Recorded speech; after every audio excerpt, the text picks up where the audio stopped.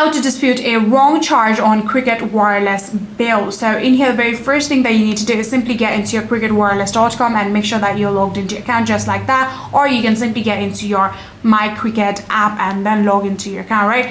Like I said, just make sure you're logged into your account. Then from there, you can actually review your payment history. So in here, if you simply tap on the menu bar right here, you will actually be able to get into your account details from where you can get the payment history if you are logged into your account, right? Simply tap on your payment history and review your payment, and then from there you can reach out to Cricket customer support via your chat in order to dispute the charge, right? So in here, if you simply tap on the menu bar right here, you can actually get into their customer service.